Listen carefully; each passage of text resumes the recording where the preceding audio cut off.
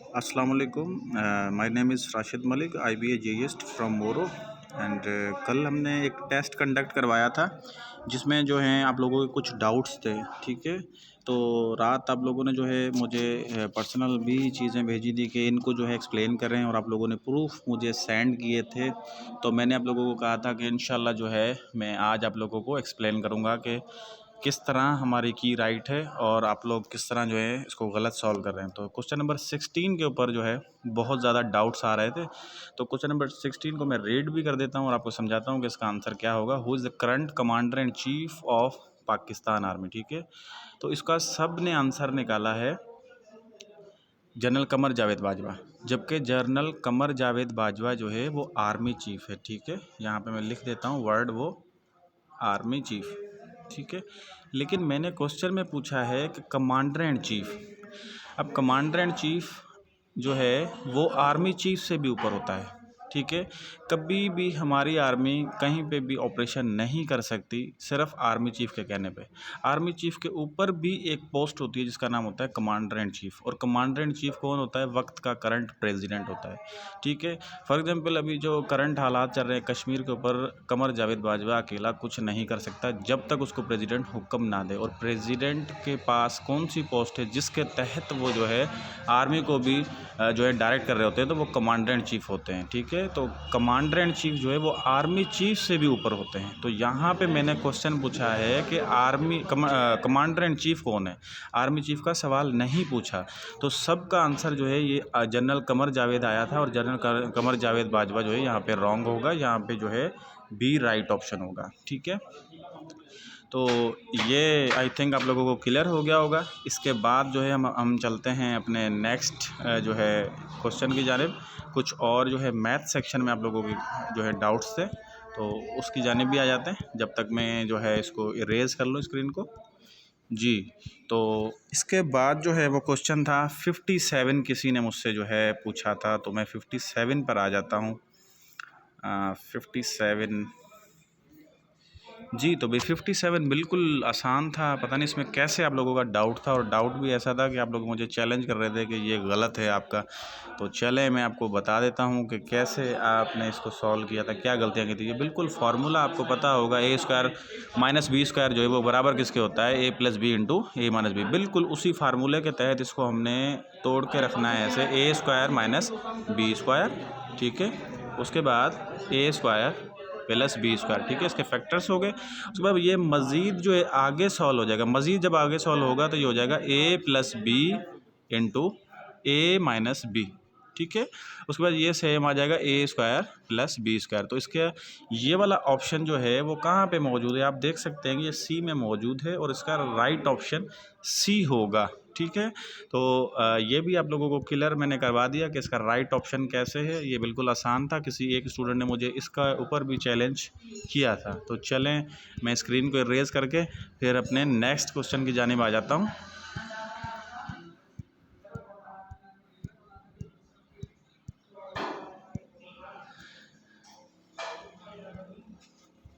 जी, तो next question जो है वो 63 है, जो कि फुल चैलेंज मुझे हुआ था कि ये क्वेश्चन जो है कैसे होगा, इसका राइट ऑप्शन कैसे होगा।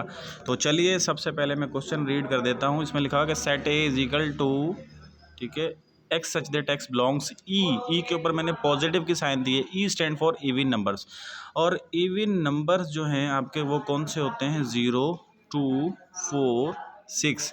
लेकिन मैंने उसके ऊपर ई के ऊपर पॉजिटिव की सिंबल दी है। पॉजिटिव का मतलब होता है कि इवन पॉजिटिव नंबर्स, यानी कि इवन कौन से नंबर्स होते हैं, लेकिन पॉजिटिव वाले वो होते हैं 2, 4, 6, 8। अब यहाँ पे 0 काउंट इवन पॉजिटिव में नहीं होगा, क्योंकि 0 इज़ अ न्यूट्रल नंबर। 0 के साथ हम ना नेगेटिव की साइन दे सकते हैं ना पॉजिटिव की साइन दे सकते हैं। अगर आपके पास मैं पूछूं कि इवन नेगेटिव कौन से होंगे, तो आपके पास होंगे -2, -4 एंड -6।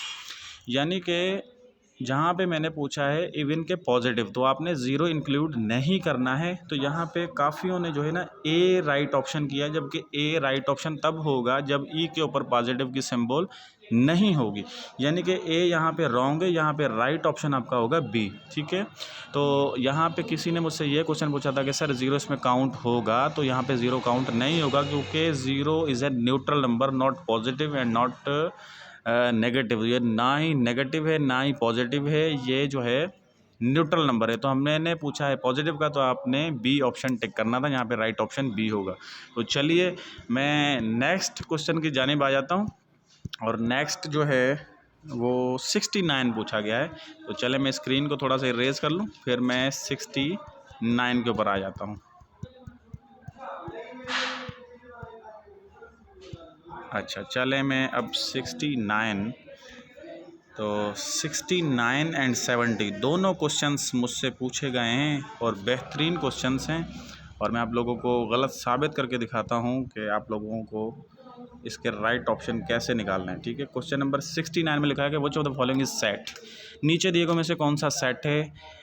ए जो है सेट नहीं है, क्यों नहीं है, क्योंकि इसके अंदर ए बी सी बड़ी लिखी गई है।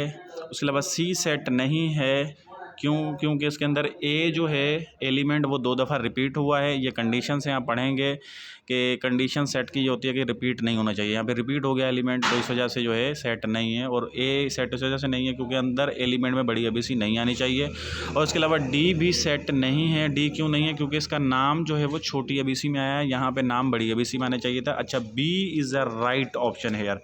तो बी क्यों राइट ऑप्शन है, बी के अंदर जो है 3 एलिमेंट दिए हैं मैंने। एक एलिमेंट है 1, दूसरा एलिमेंट है 2, एंड तीसरा 1 2 नहीं है, तीसरा है 12। तो मैंने सिर्फ कंफ्यूज करने के लिए ट्रिक यहाँ पे रखी थी कि 1 2 कामा 1 2 नहीं है, ये 12 है, यानी कि 3 एलिमेंट्स हैं, एक है 1, दूसरा है 2 एंड तीसरा है 12। तो यहाँ पे जो राइट ऑप्शन होगा अकॉर्डिंग टू कंडीशन के सेट जो है यहाँ पे बी है राइट ऑप्शन। यहाँ पे कोई भी एलिमेंट रिपीट नहीं हुआ है, मुख्तलिफ हैं। ए जो नाम आया है सेट का वो भी बड़ी ABC में, मिडिल ब्रैकेट्स भी हैं, यानी कि कंडीशन की सेट की पूरी कंडीशन यहाँ पे हुई हैं इस्तेमाल। तो इस वजह से हम कहेंगे कि B is a right option. अच्छा, उसके बाद जो है एक और क्वेश्चन जो है 70, जो कि बहुत ज़्यादा आप लोगों ने मुझे प्रूफ भेजे थे कि इसका क्या राइट ऑप्शन होना चाहिए। तो जी, इसका राइट ऑप्शन तो बाद में आते हैं, पहले मैं तस्वीरों को एक्सप्लेन कर दूं कि आपको बताऊं कि प्रॉपर फ्रैक्शन है और इम्प्रॉपर फ्रैक्शन क्या है। ठीक है, थोड़ा सा मैं यहाँ पे एक्सप्लेन कर देता हूँ। मैंने पूछा है इम्प्रॉपर फ्रैक्शन। ठीक है, 3 किस्म की जो है ना, सबसे पहले तो इम्प्रॉपर फ्रैक्शन क्या है, उसको कहते हैं जिसका ऊपर वाला डिजिट बड़ा हो, यानी कि न्यूमिनेटर बड़ा हो। फॉर एग्जांपल मैं यहाँ पे लिखता हूँ 10/9। इस तरह के कुछ जो फ्रैक्शंस आ जाए जिसका ऊपर वाला बड़ा हो नंबर और नीचे वाला छोटा हो, तो उसको कहते हैं इम्प्रॉपर फ्रैक्शन। अब यहाँ पे तस्वीरें मैंने कुछ अपलोड की हैं, ए में, बी में, सी में। बताइए कि कौन सी तस्वीर इम्प्रॉपर फ्रैक्शन को शो कर रही है। तो सबसे पहले मैं ए को देख लेता हूँ। ए में टोटल हैं 5 पार्ट्स, यानी कि 5 नीचे लिखने हैं, और एक फील्ड है, यानी मैं वहाँ पे लिखूँगा 1/5। दूसरी में 3 पार्ट्स हैं, यानी कि नीचे लिखना है 3, और एक फील्ड है, यानी 1/3। और तीसरे में एक फिगर पूरी फील्ड है, यानी कि यहाँ पे मैंने लिखना है 1 होल। और दूसरी फिगर के 2 पार्ट्स हैं, यानी कि नीचे लिखना है 2, और एक फील्ड है, यानी कि यहाँ पे लिखना है 1 होल 1/2। तो अब मैंने आपसे क्वेश्चन पूछा है कि इम्प्रॉपर फ्रैक्शन यहाँ पे कौन सी फिगर शो कर रही है। ये जो है प्रॉपर फ्रैक्शन को शो कर रही है, क्योंकि इसका ऊपर वाला डिजिट यानी कि न्यूमिनेटर छोटा है। ये भी फिगर जो है प्रॉपर फ्रैक्शन को शो कर रही है। ये फिगर जो है इम्प्रॉपर को शो नहीं कर रही, ये मिक्स्ड फ्रैक्शन और कंपाउंड फ्रैक्शन को शो कर रही है, जिसकी कंडीशन ये होती है कि होल नंबर के साथ साथ प्रॉपर फ्रैक्शन आ जाए तो उसे कंपाउंड फ्रैक्शन या मिक्स्ड फ्रैक्शन कहते हैं। तो यहाँ पे इम्प्रॉपर फ्रैक्शन तो कोई भी फिगर शो नहीं कर रही, और इम्प्रॉपर फ्रैक्शन की फिगर होती ही नहीं है। इम्प्रॉपर फ्रैक्शन को पहले हम कन्वर्ट करते हैं मिक्स्ड में, और फिर उसकी फिगर बनाते हैं। तो यहाँ पे राइट ऑप्शन मौजूद ही नहीं है। इट मीन्स कि यहाँ पे हमने नन ऑफ दीज के ऊपर आना होगा। तो मैंने इसको अच्छे से एक्सप्लेन किया है, अब आप लोगों को समझ में आ गया होगा। अब आगे चलते हैं। नेक्स्ट जो है 81 क्वेश्चन पूछा गया है मुझसे, और मैं 81 पे आ जाता हूँ। स्क्रीन को इरेज कर लूँ जी। तो 81